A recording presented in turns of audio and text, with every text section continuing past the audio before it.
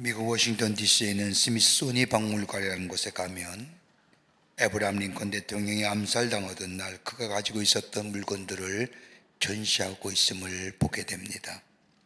그가 암살당하기 전 그가 지니고 있던 물건들을 보면 자신의 이름이 새겨진 작은 손수건 하나, 연필깎이, 칼, 면실로 짠 안경집, $5짜리의 지폐 한 장, 그리고 낡은 신문기사 조각이 그의 주머니에 있었다고 합니다.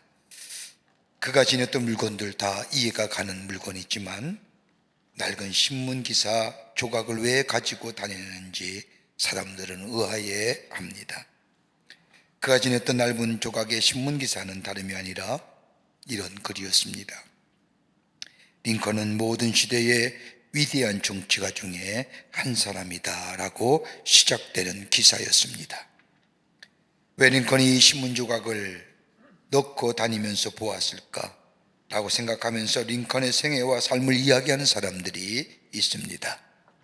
링컨은 미국 역사상 가장 어려운 시대를 맞이하고 그 시대를 이끌어갔던 대통령이었습니다.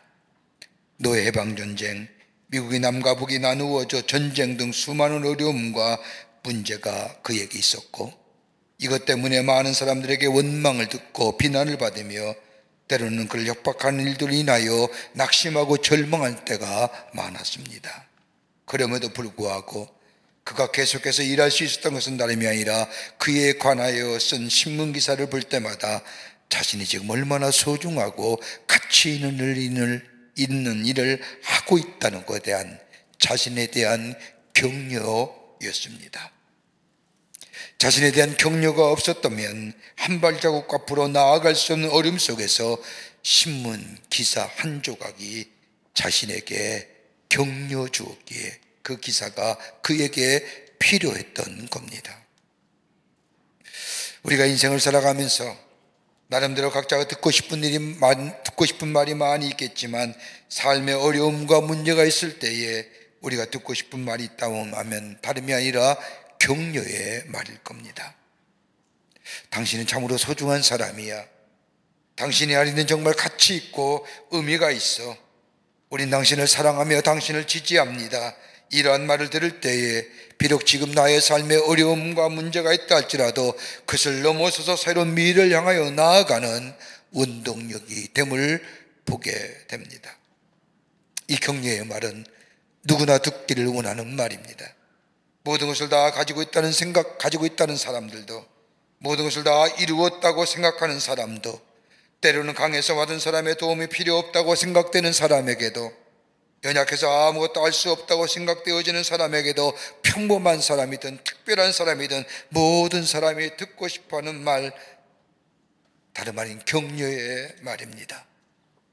그렇게 세계적인 리더십 전문가인 존 맥스웰은 말하기를, 격려는 사람을 위기와 어려운 가운데 지켜주는 힘이 된다고 이야기할 뿐만 아니라 격려의 말은 구체적으로 정체되어 있는 사람에게 성장하게 하며, 격려의 말은 낙심한 자에게 소망을 갖게 하며, 격려의 말은 사람을 새롭게 변화시킬 수 있는 힘이 그것에 있으며, 격려의 말은 개인과 공동체에 활력을 주는 능력이 되며, 격려의 말은 평범한 인생을 비범한 인생으로 변화시키는 능력이 그 안에 있다고 그는 말합니다. 그러게 격려의 말은 자신만 살리는 힘이 있을 뿐만 아니라 자신을 넘어서서 다른 사람을 살리는 능력이 그 말 아래에 있다는 겁니다. 오늘 본문의 말씀을 보면 하나님께서 이사야 선지자를 통하여 이스라엘 죄를 심판하시는데 이스라엘이 멸망하여 바벨론의 포로가 될 것이라고 말씀하십니다. 이 말씀을 들은 이스라엘 백성들 절망과 좌절 가운데 있을 때 하나님은 이사야 선지자를 통하여 위로와 더불어 격려의 말씀을 해주시는데 그 말씀이 이사야 40장 이후에 기록되어져 있습니다. 오늘 본문의 말씀을 보면 하나님께서는 이사야 선지자를 통하여 소극적인 의미로서는 하나님을 의심하지 말고 믿으라고 말씀하실 뿐만 아니라 적극적인 의미에서는 하나님을 앙망하라, 다른 말로 하면 신뢰하며 기대하라고 말씀하고 계십니다. 여러분, 우리 인생이 어떤 인생일까요? 여러분, 여러분의 인생에 대해서 정의할 수 있을까요? 각기 하는 일은 다르고 목표는 다르고 지향점은 다를지라도 우리 안에 공통적인 인생의 모습이 있지요. 오늘 성경 이사야 40장 30절 말씀에는 정확하게 우리의 인생을 이렇게 얘기합니다. 소년이라도 피곤하며 곤비하며 장정이라도 넘어지며 쓰러지되, 우리의 삶이 피곤하며 곤비하며 넘어지며 쓰러지는 인생이라는 겁니다. 여기에 부정할 수 있을까요? 우리의 인생 무엇을 이룰 수 있다고 자신감을 가지고 살아가지만은 우리의 삶 그러하지 못합니다. 피곤하고 지치고 건강한 사람이랄지라도 넘어지고 쓰러질 수밖에 없는 세상에 던져진 우리의 삶의 모습들, 여러분, 우리에게 필요한 게 뭘까요? 격려 아닐까요? 당신은 할 수 있어, 당신이 이길 수 있어 라고 하는 이 격려의 말, 여러분, 인간의 말이 참된 격려가 될까요? 저는 가끔 장례식장에 가서 예배를 인도하려고 하면 어떤 때는 그 어떤 인간의 말로 격려하지 못하고 위로가 되지 못함을 경험하게 됩니다. 사랑하는 가족을 잃어버리고 가슴 아픈 슬픔에 잠겨있는 저들에게 위로의 말, 격려의 말이 어떻게 저들에게 참된 위로가 격려가 될 수 있을까?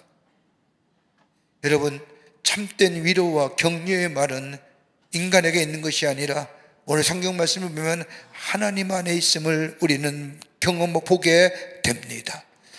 참된 위로와 격려는 하나님밖에 없습니다.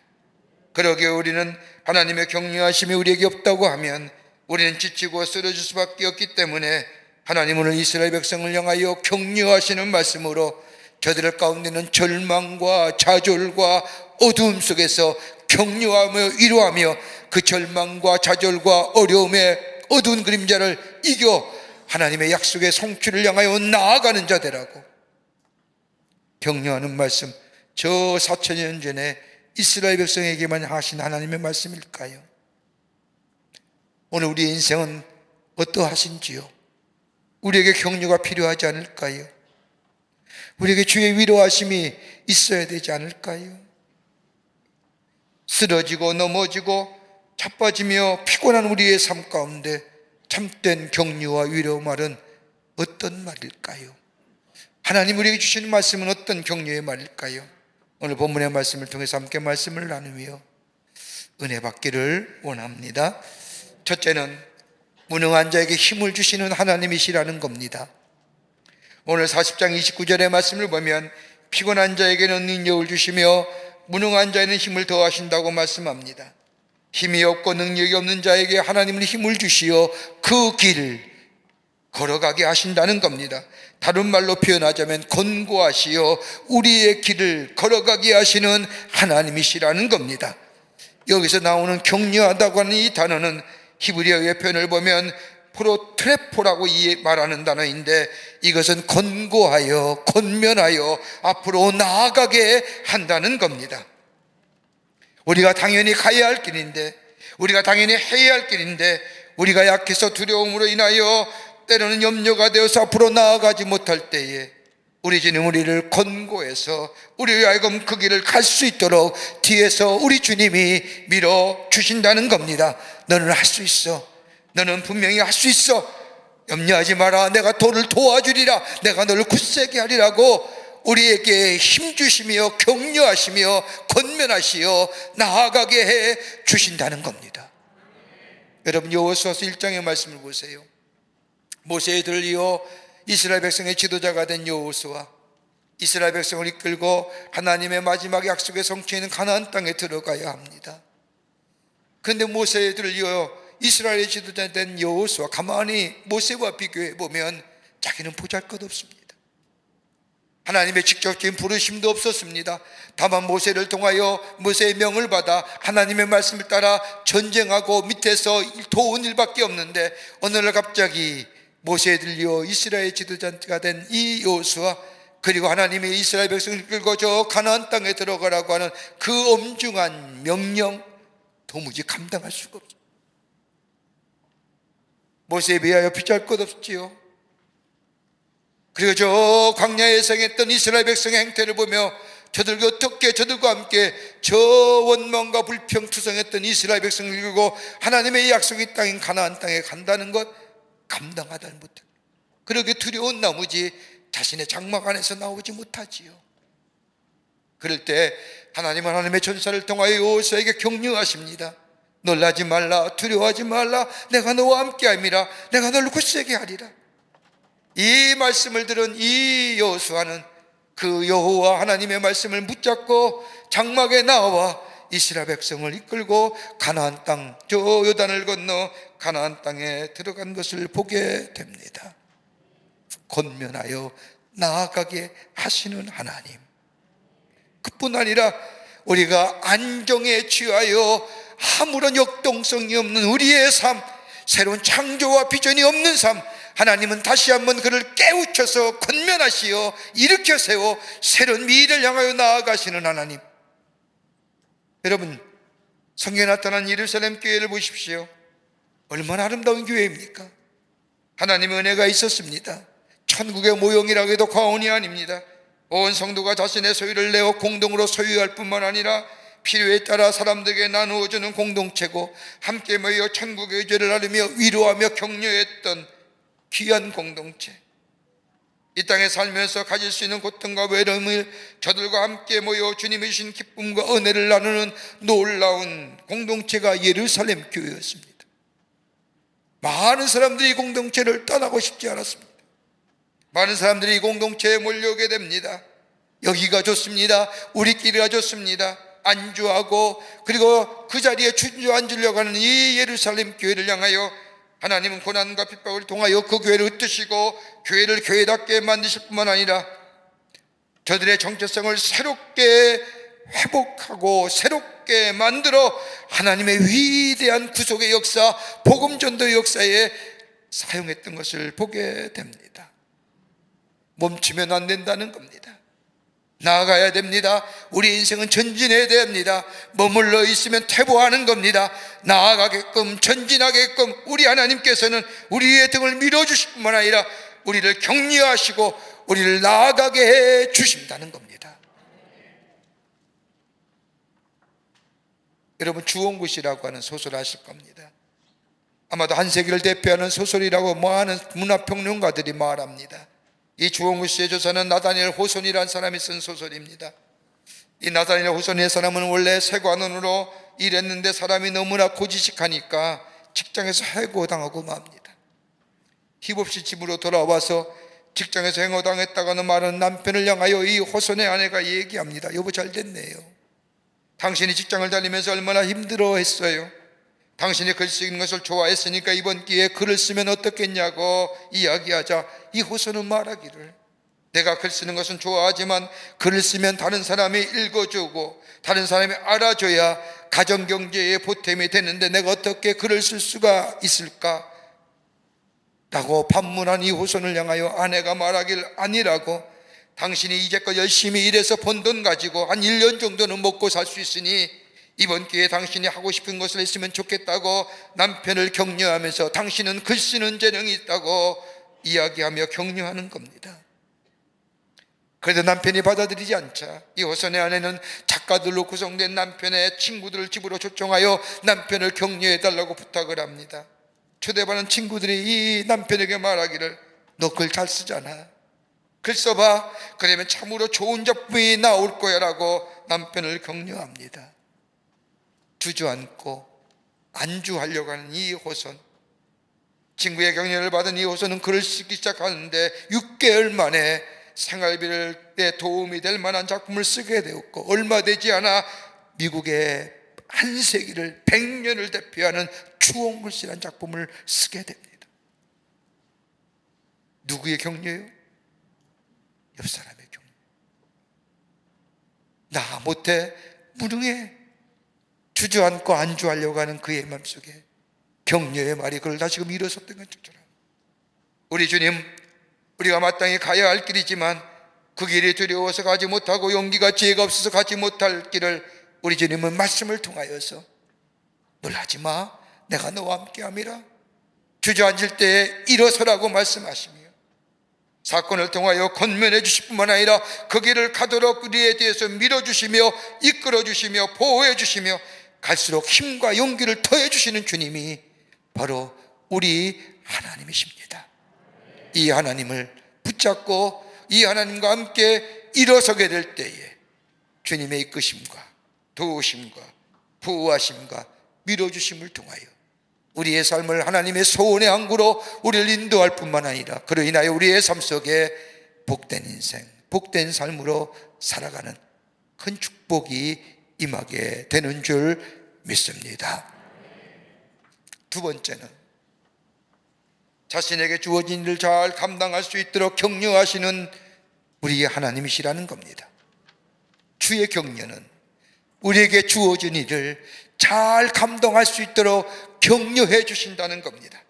오늘 40장 30절 말씀을 보십시오. 소년이라도 피곤하며 건비하며 장정이라도 넘어지며 쓰러지되 라고 말씀합니다. 여기서 장정이란 단어는 히브리어 바후림인데 선발된 자, 다른 말로 말하면 위험하고 핍박한 일을 수행하기 위하여 선택된 자라는 겁니다. 이런 사람이라도 질병이나 피로나 사고에 의해서 힘이 쇠약해질 수 있지만 하나님의 격려하심을 인하여 자신에게 주어진 일을 잘 감당하게 하신다는 겁니다. 여기서 나오는 격려의 단어의 뜻은 파라무테오마이라고 얘기하는데 일상의 의무를 잘 감당할 수 있도록 우리 주님이 일깨워 주신다는 겁니다. 잘 감당할 수 있도록, 기쁘게 할 수 있도록, 지치고 힘든 일, 매번 반복적인 일이지만은 주의 격려하심은 이 일을 잘 감당할 뿐만 아니라 기쁨으로 그 일을 할 수 있도록 우리 하나님께서 격려하심으로 도와주신다는 겁니다. 여러분, 예수를 믿으면 우리에게 가장 마음에 원하는 소원이 하나 있죠. 복받기를 원합니다. 예, 맞습니다. 우리 하나님께서 우리에게 축복해 주시는 분입니다. 그런데 그 축복을 받으려고 하면 축복받을 만한 존재가 되어야 된다는 겁니다. 그 존재가 어떤 거예요? 우리의 우선순위가 달라져야 된다는 겁니다. 내가 이 땅의 복, 내 집이 잘 되고 내 자녀가 잘 되고 내 삶이 풍요해지는 이것보다 우선순위는 뭐냐? 하나님의 뜻과 하나님의 의를 구하는 삶. 여러분, 마태복음 말씀에 보면 너희는 하나님의 뜻과 의를 구하면 모든 것을 더하여 주신다는 것. 하나님의 뜻과 하나님의 목적이, 하나님의 의로움이 내 삶의 우선시가 될 때에 우리 하나님은 내가 바라고 원하는 것들을 더불어 주신다는 겁니다. 근데 여러분, 하나님의 뜻이 뭘까요? 우리를 부르셔서 하나님의 사람으로 삼으신 귀한 사명, 귀한 뜻, 귀한 목적이 뭘까요? 아마 이런 거 아닐까요? 복음 전하는 일, 예수 그리스도가 구원의 주임을 전하는 일, 그것 때문에 우리를 불러주신 것 아닐까요? 나를 구원하시고 나를 새롭게 하신 것, 다름 아니라 예수가 우리의 삶에 구원해 주시어 예수가 나의 삶의 주인 되심을 고백하며 이것을 전하기 위해서 나를 구원하셔서 하나님의 자녀 삼으신다는 것. 또 있을까요? 다른 사람을 기도할 수 있는 중보기도자의 삶. 여러분, 복음 전하는 일이나 중보기도를 한다는 것, 이게 쉬운 일이 아닙니다. 특별히 나를 위해 기도하는 것, 이건 내게 닥친 문제이기 때문에 쉽습니다. 기도의 자리에 나가기가 쉬운 일입니다. 그러나 다른 사람을 위하여 중보기도 할 수 있다는 것, 그렇게 쉬운 일이 아닙니다. 어저녁에 사무실에 좀 늦게 나가는데 캄캄한 밤인데 추운 날씨인데 권사님이 올라오시는 거예요. 그래서 아니, 이 밤중에 권사님 웬일이세요? 목사님, 중보기도 하러 왔어. 여러분, 명절 전날이에요. 얼마나 분주하겠어요? 자녀들도 왔을 테인데. 근데 그 늦은 밤에 추운 날씨에 기도하러 재단에 올라오는 성전, 쉬운 일이에요?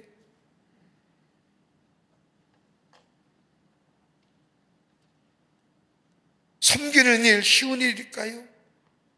교회를 섬기고 속회나 선교회에서 낮은 자리에서 섬긴다고 하는 것, 여러분, 신앙이 없으면 섬기기 쉽지 않아요. 겸손하지 않으면 섬기기가 쉽지 않아요. 여러분, 겸손이 기냥 얻어집니까? 내가 스스로 겸손한다고 해서 겸손해집니까? 예수 그리스도의 십자가 신앙이 그 안에 믿음으로 자리 뱉지 않으면 절대 겸손하지 못해요. 인간은요, 교만한 존재. 조금만 다른 사람과 비교해서 나으면 자랑하고 싶고, 조금만 다른 사람과 비교해서 좀 나으면 그 사람보다 높은 자리에 가고 싶어 하는 것이 인간의 본연의 마음이에요. 근데 어떻게 섬겨요? 낮은 자리에 있어요? 예수 그리스도의 십자가의 신앙이 아니면 불가능해요. 그러게 섬길 수 있다는 것은 예수 그리스도의 십자가의 신앙이 내 안에 있음을 얘기합니다. 전하는 일, 다른 사람을 향하여 충보기도 하는 일, 섬기는 일, 여러분 쉬운 일이 아니에요. 그러나 우리 주님은 한 번도 우리를 향하여 강요하신 적이 없어요. 해야 된다고 말씀하신 적이 없어요. 우리에게 은혜를 베푸셔서 은혜 안에 감격과 감사가 넘치게 하시고, 그리고 인하여 우리에게 맡긴 일들을 기쁘게 감당할 뿐만 아니라 하나님신 은혜로 말미암아 너도 섬김을 받았으니 다른 사람을 섬기라 말씀하시며, 너를 위하여 기도한 사람의 내 기도에 내가 응답했으니 너도 다른 사람을 위하여 기도하는 것이 어떻겠냐고 권면하실 뿐만 아니라, 너가 복음으로 구원받았지 않느냐, 새로운 존재가 되었지 않느냐라고 우리에게 깨달음을 주셔서 우리로 하여금 이 귀한 복음을 전하게 하시는 인격적인 하나님, 그 주님이 격려하실 때에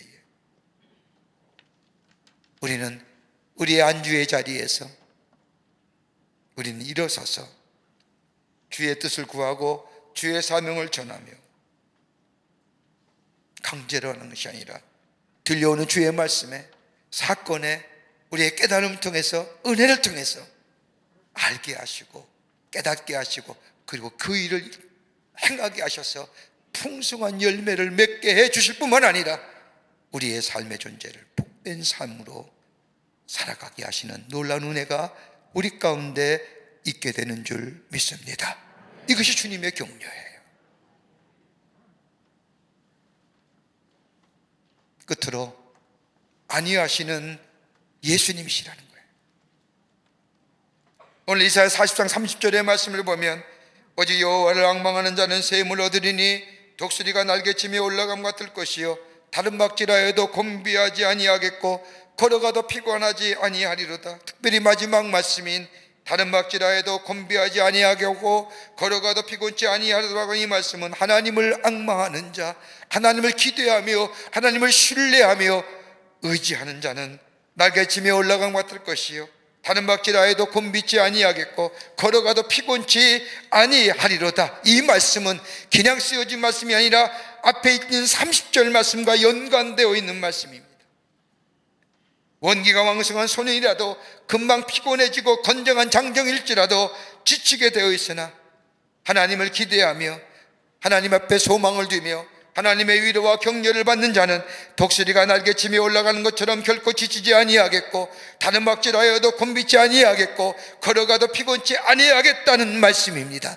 다른 말로 말하면, 쉽게 표현하여 한 단어를 얘기하면 안위하시는 하나님. 이 단어는 헬라어의 파라크레시스라고 하는 단어가 있는데, 우리와 함께 하시고 위로하시고 도와주시고 주저앉은 자를 일으켜 세우셔서 용기를 가지고 자신의 맡은 일을 끝까지 할 수 있도록 하나님이 격려하시고 회복시키시는 것을 말합니다.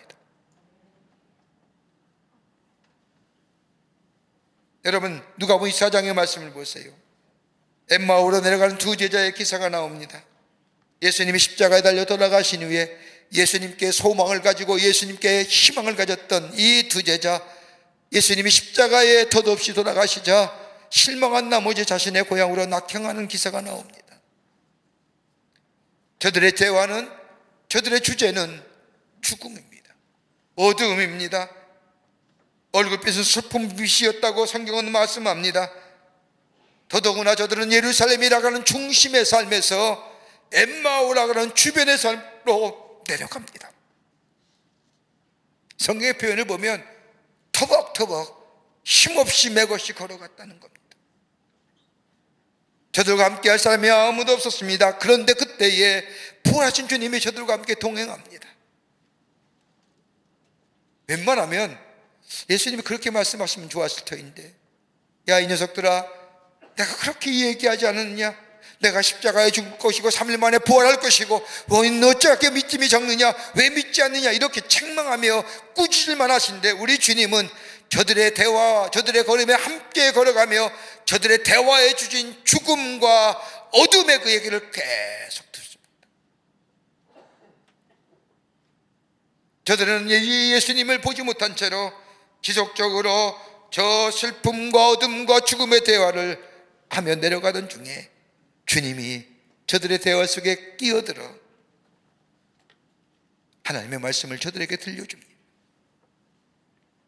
하나님의 말씀이 저들 가운데 들려주게 될 때에 하나님의 약속의 약속을 바라보는 순간에 저들 속에 슬픔과 죽음과 절망과 어둠의 주제가 아닌 소망과 부활과 새로운 생명의 역사를 기억해내며 저들의 대화가 달라집니다.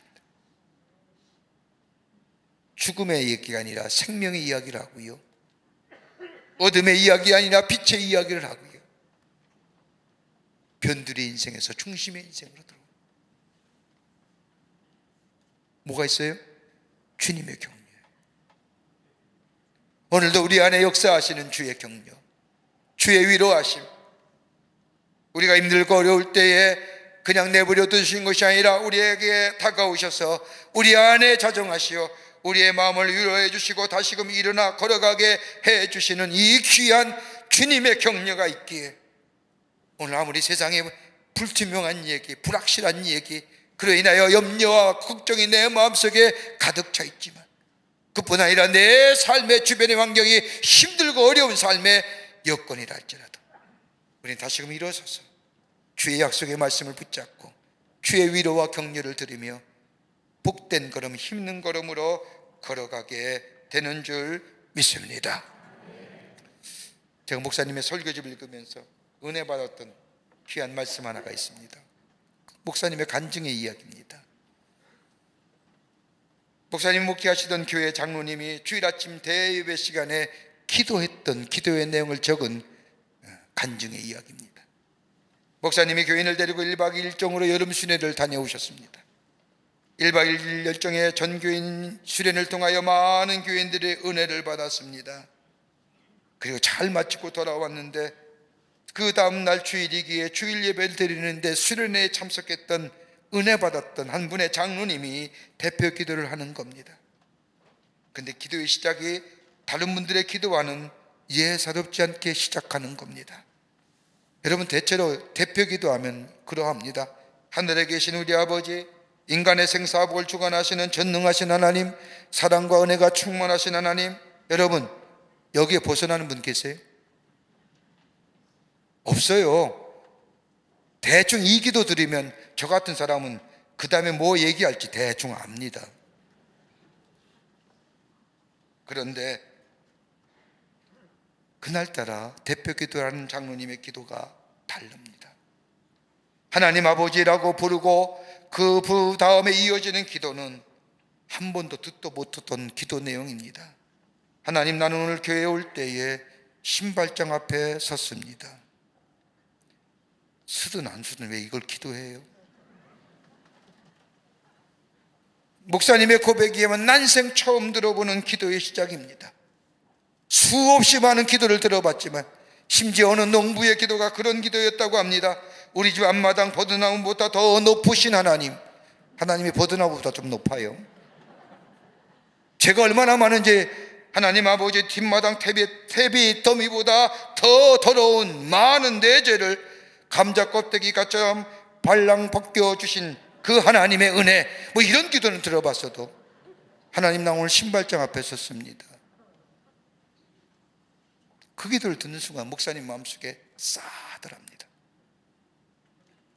그러면서 이어지는 기도가, 하나님, 오늘 빨간 구두를 신을까 까만 구두를 신을까 몹시 망설였습니다.